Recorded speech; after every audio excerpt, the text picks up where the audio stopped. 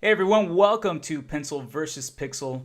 I'm Caesar, your host for the show, and I'm very excited to introduce today's guest, Val Head. Hi Val, welcome to the show. Hi. Val is a web designer and she is the co-founder of a very popular conference, Web Design Day, from Pittsburgh, Pennsylvania. Very awesome. I totally want to go to that, by the way, Val. Awesome. She's very active in the web design community and she is active also in speaking. So, Val, before we continue, I'm going to ask you, Mhm. pencil or pixel? Um, geez, that's a really hard question. I think, um, I think I would go with Pixel since that's where I do most of my work. But I mean, doing stuff by hand with pencil sure makes you feel a lot smarter, doesn't it? Like when you can draw, when you try to draw something and it actually turns out great, like by hand, without any undos or erasing, that's So kind of true. amazing. So true. So true. Well, good choice. Good choice. So, Val, I've given a little bit about you, but let's go ahead and get to know you a bit better. Go Yeah. ahead and give us an overview of what you do.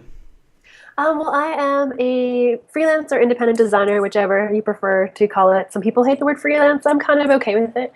So I do a lot of web design for clients and also as part of I guess, ad hoc teams that come together just for particular projects. And I also run an event called Web Design Day and also teach workshops, though generally never at Web Design Day because I'm too busy running it. And those are kind of the main things that I do. Very cool. So tell us a little bit more about Web Design Day. Is it Mhm. can anyone go to it? Anyone can Yep, yep. register. Doesn't matter if you're in Pittsburgh or not. You could be anywhere in the No, world. yeah, I think we usually have about half Pittsburgh people, half not Pittsburgh people, 60-40, 50-50, something like that. And it's a day-long conference, one track in a nice old theater where we just have a nice curated bunch of folks talking about what we do as web designers. And some of it's business related, some of it's design related, some of it's a little development related, and some of it's, like kind of how do you run your team and get projects kind of related. So it's a nice variety of talks, a really fun crew. And always a really great crowd. That the people that show up are some of my favorite people ever, and they're always super friendly and super amazing. So, I mean that makes for a really great day. And then starting this past year, we also added a second day of workshops where we had two half-day workshops, so you can kind of go get a little more hands-on stuff. And people who didn't go to the workshops got to go walk around with cameras for the day. So, well, at least for a couple hours. So that was pretty fun. Nice. They make it look really fun, by the way. I It see what was. they post online, and if you're on Twitter and they're like, "Hey, we're at Mhm. Web Design Day. This is so cool," it makes you totally want to be there, even if you don't do even if your primary thing isn't web design. It's just like, oh, I want Yeah. to go. I want to be there. A Um, lot of people that come don't do web design necessarily. There's a lot of people who are just getting into it, some people that do it a tiny bit. So you definitely wouldn't be alone if you were like, I'm not a web designer. No one's going to be like, oh man, get out. that is totally awesome. Like, yeah, I think I'm gonna go next year. Whenever you Awesome. release the Great to dates, have you. I'm there. Um, about when did you start? What got you into design into web design? Into web design particularly, I was like ages ago. I was in a band, and as Woohoo! you're in a band, you have to do like flyers and stuff. And Yes. when it came to like, oh, we should probably have a website. This internet thing appears to actually be a thing, which sounds so silly to say now. But we're like, do we really need one? Nah, the internet's not going to go anywhere. Once we figured out the internet was going to go somewhere, somebody had to make the website, and it got to be me. So I learned how to make websites, making my terrible band website, and then started making websites, well, other terrible websites, at least now I think they'd be terrible, for other bands, and started doing a lot of photography and website for bands. And then along the way, a friend of mine was like, "Hey, I got this internship at a web design shop, and they're going to hire me. Do you want to interview there because they're looking for more people?" And I was like, "Wow, you can get paid to do this, like an actual job." So I did. I ended up getting that job, and that's kind of what I've been doing ever since. So, Wow. What did you play in the band? guitar and sing. Excellent. Yeah. So cool. You still play? I haven't in the last couple of years, which is kind of sad, but I sort of miss it, so I should probably get back to it. That'd be really cool. Mhm. One of our past guests, Jay Finelli, I asked him a music related question. Yeah. He plays drums or he played drums. I'm not sure if he still does, Mhm. but he did mention that it's so funny that a lot of web designers or a lot of designers in general they have a past in music or they played Yeah. music, played in a band, and it somehow led them to their career today, which is really cool. Brad Frost too. I mean, the guy Yep. Yep. plays Really, really cool. So Val, Mhm. tell us a little bit more about your book, CSS Animations. Okay, yeah. It's part of the Five Simple Steps Pocket Guide series. So it's a nice short book. You can read it in like an afternoon or whatever, and it's really all about what CSS animations are because the spec is kind of extremely confusing. Just what all their crazy tangled terms mean, and then also what you can do with it. And it's pretty, it's written for folks that haven't really maybe done much with CSS animations yet, and probably a good intro to them if that's what you're looking for. And it's a nice little book you can read in a couple hours. And we have a bunch of code examples that are also you can download with the book because it's an ebook right now, and are also on CodePen. So you can actually just kind of go jump in and code along, which I think makes it a lot easier. So yeah, right now it's just an ebook, but apparently early next year they're going to actually make a physical book out of it. So I'm pretty excited about that. That was Awesome. the one thing that I was like, I wrote a book, and people are like, "Where is it?" And you're like, "Well, it's an ebook," and they're like, "Hmm." But now I can be like, "Here it is." Yeah, same here. Here it is. It's in my Yeah, iPad right now. awesome. And I was looking for the physical book. I said, it looks like a physical book. They did such a good job making them look like real books, right? So you're like, Yeah, oh, like I had a lot of people asking me earlier this year at Event Apart. They're like, well, do I have to pay for shipping from England? And I'm like, well, no, it's just a download. So yeah, I'm very excited to have the physical actual books. that is super, super awesome. So, Val, I'm going to go back to the origin of you working in web design. Did so you're big on CSS. Is there anything else that you uh, proactively talk about or share with the world um, Mhm. within web design? I guess like two other things. I talk about type a lot too, because I kind of like it, so why not? What's your And favorite font or that's typeface? such a hard question. So um, many. I guess like my long-standing favorite, like the one that I almost always go back to, even after deciding maybe I hate him a little bit, is Futura, because Oh, I it's love just like Futura, but all caps. yeah, all caps and nicely tracked out. It's very pretty. Never lowercase because it just looks horrible lowercase. But every once in a while, I see someone with like a really short sign or little tagline or something that's like lowercase future, and I'm like, that doesn't look too bad. How'd you do that? Um, Yeah. and the other thing I teach a lot, or at least a bit, is a lot of teaching programming to artists and designers of just like how to use code as a creative tool as opposed to like validating forms Yeah. or whatever other boring, terrible thing you associate with code. Yeah, tell us about the importance of learning code. I recently started learning one of the hardest, craziest thing, Python, the Oh craziest yeah. things. And but I realized that it's very it comes in handy with different things, right? And I mean, Mhm. not just that programming language itself by itself. But tell us a little bit more about the importance of learning how to code. Why is it so important for people to know this stuff? If someone wants to, maybe someone's just curious about it and wants to know a little bit more, what Yeah. would be the benefit? I think the benefit is that it's a great other creative outlet. Like I know a lot of people are like, oh, I don't want to learn how to code because I don't want to have to do all the work myself, or like the idea of like, why should I know how to do someone else's job, or just that it's scary, I guess. But I really think of it as another way to create things and to make stuff. There's a whole the whole area of I guess like creative coding of just like people who create little applications that are really art. It's like the people who do that best are people who are designers or artists first, not people who are programmers first. And I think that stuff is pretty amazing, and it's some of my favorite things to just play with. And I love seeing what other people come up with. So I figure the more designers and artists that learn code, the more cool little apps I'll get to play with. So, it's kind of all good in the end. Yeah, totally. I'm still, again, I'm learning, but I see the benefit. I see how Yeah, it's a valuable thing to know. it is, and it's not easy. I mean, that's kind of like anything. I mean, even learning design is not easy, but once you know it, you're like, oh, anyone could do Yeah, that. yeah. Oh, Illustrator. Oh, yeah. I got it. I You know just that. take all That's these totally unmarked tools and do things like build these little curves with them. Like, what? You don't know the shortcuts? yeah, Ah. right. um, Yeah. So it's like, it's whatever's familiar. Just you forget how much work you put into like getting to the point you're at, the stuff you're good at, right? And so when it comes to learning something new, you just feel like, oh, you just see the huge mountain of stuff you still need to learn, and it's hard to keep a good perspective on that, because sometimes it's really frustrating. Yeah, definitely. Val, what got you into starting conferences, starting with the Web Design Day? What was it? What was it that originated that idea? Um, Web Design Day wasn't actually my first conference. I did one before that, and actually for 1 year ran two conferences, which was maybe not the smartest idea. It's a lot of work. But the very first conference I ever started was basically I just moved to Pittsburgh. It was about 6 years ago or so, and I was talking to a lot of people that I met there, and talking to some coworkers, and I was like, there's a lot of really people here who are really creative, do a lot of really good work, and there should be a conference here. And they're like, yeah, there should be a conference here. After about like maybe 4 happy hours with that same conversation happening, I was like, damn it, I am making a conference here. So that was kind of it. I had no idea what I was doing. I mean, I was just like, fine, I'm making the conference then.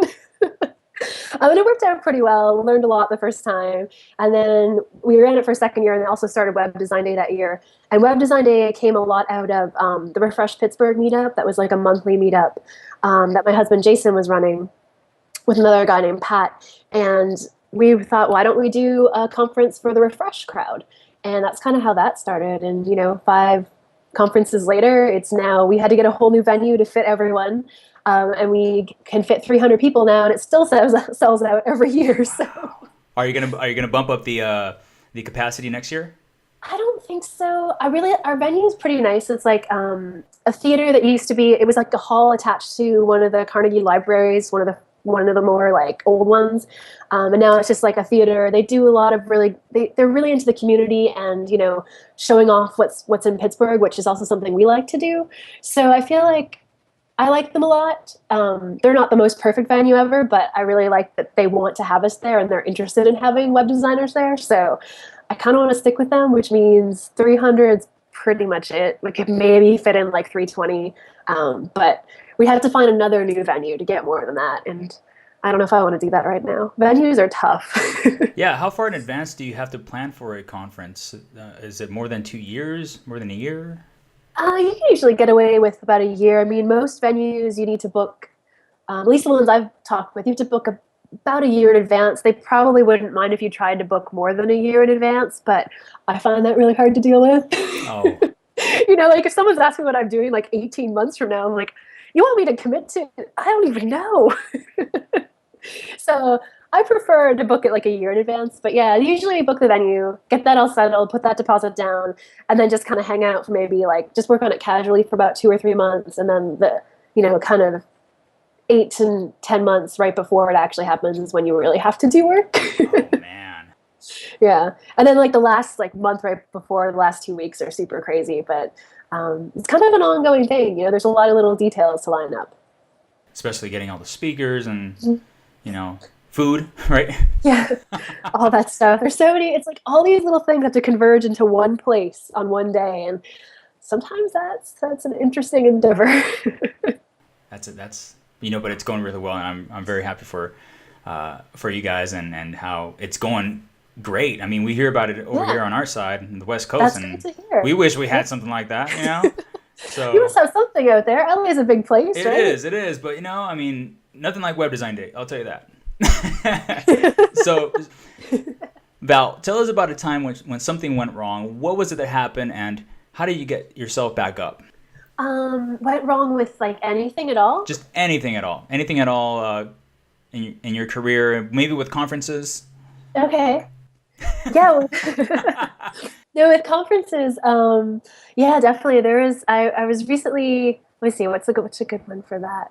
Um, I was recently speaking at an event apart, and it was my first one ever. And I was on stage about to start my talk, and they were like, "And here's Val." And I was like, "Okay, great, time to start my talk." And they flipped the switch to turn on my computer, and the screen was completely blank. Um, so it's like I was on stage for the first time at an event apart in front of like a few hundred people, and my slides weren't working.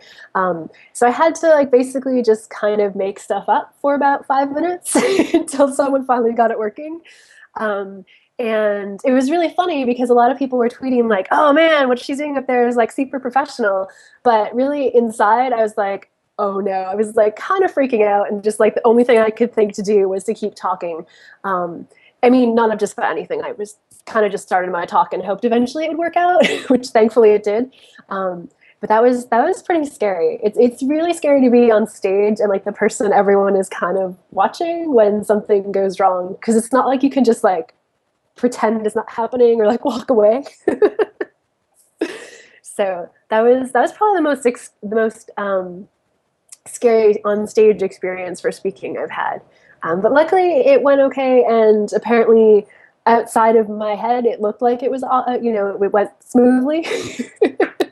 So as long as everyone else thought it was okay, I'm happy with that. So what would you tell a person that's interested in getting on the speaking circuit if something like that goes wrong? What should go through their mind? How can they control a situation like that?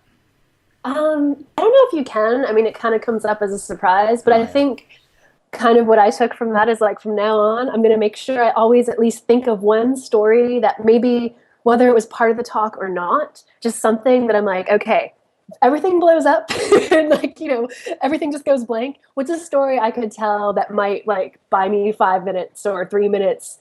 So hopefully someone else can fix stuff. Because luckily, usually if you're the speaker, you're not the person required to like figure out what cable is loose. So that's Right. good. So I'm like, you know what? From now on, I think I might just come equipped with a couple of, just a couple of stories I could tell just in case I need to kill some time. Yeah, you've obviously managed to keep your cool and just go with the flow. Just go with it. Right. Yeah, it was easier said than done, but at least I was kind of surprised. I figured if you'd asked me like before that happened, what would you do if your slides just didn't work? I'd probably be like, I don't know, do a stupid dance and run away. Like that is Yeah. not how I would handle that situation. But when you're actually in it, it's like one of those things you don't really know what you're going to do in a stressful situation until it happens. So I'm really glad that my instinct was not to do a stupid dance and run away, because that would have been embarrassing. That would have been cool. I mean, come on. I'm pretty sure at some point during my talk I did a stupid dance. It was a talk about animations. So usually I end up acting out some stupid animation on stage. Everyone's like, huh, did she just really do that? Okay. Yeah, I'm like, it's fun. You should be doing dumb dances on stage. Everyone should. What if you get like everyone in the crowd to get up and just start doing some crazy dances at the same time? that's, that's what I should do next time my slides don't work. Dance competition. There you go. What are your tips for a creative, be it a web designer, graphic designer, artist in general, to jump into their own career, their own path? Maybe jump into freelance or start their own company. What would be your advice to them? Um, I guess my advice would be to do personal projects and really kind of explore what it is you want to do on those projects. You have no one else telling you what to do except you. And I think those are the times you really discover what it is you actually want to do and the type of projects that really make you feel more fulfilled. Because I think most of us, when we leave our agency jobs or our studio jobs and go out on our own, we rarely do exactly the same work we did for our employers. And I'm pretty sure we find those through personal projects. And if nothing else, they're really fun. So, do personal projects and actually finish personal projects, which is really the harder part. Absolutely. But I think that's the key. Val, you have a podcast. You just came out with a podcast. Tell us a little bit more about that. Yeah, Jen Lucas and I just started the Ladies in Tech podcast that goes with ladiesintech.com, which is the site she started last year, I think. And we are doing a short show, bringing on, other speakers, guest speakers, basically our guests on our show, and we talk about their experiences on stage. This season, our theme is what could go wrong. So we have lots of stories about, or what's the worst that could happen. We have lots of stories about how things went wrong and how people recovered from it. And it's been really great so far. We've gotten some great stories and some really, really good advice from people. So you should check it out at ladiesintech.com sometime. Yeah, we'll definitely have that in the show notes. We'll have ladiesintech.com. Very, very cool. Perfect. We're about to wrap things up here today, but where can we find you? I know we could find you at valhead.com Mm-hmm. and also Twitter. Those are kind of the two main places. I do a lot of Twittering, tweeting, whatever. And if you want to look up Web Design Day, it's at webdesignday.com. If you're curious, more coding stuff and what people do with it, creativejs.com is a site that I write for as well, and wrangle other writers, and you might find some cool stuff there too. Very cool. And everyone, you've got to pick up her book, Hmm. CSS Animations. I don't know if you could see that there, but You can? CSS Animations on my iPad right now. But it will be published. You will have Yay! physical copies very Hmm. soon. It's published by Five Simple Steps. Val, thank you so much for taking the time and being here with us today. Yeah, You've thanks for provided having me. such awesome information for a lot of creatives out there. Oh, Very great. valuable stuff. And everyone, you can find all links and everything we talked about on this show at pencilversuspixel.com /Val Head. That's pencilvspixel.com /Val Head. Thank you so much, All right, Val. great to talk to you. Bye. Bye.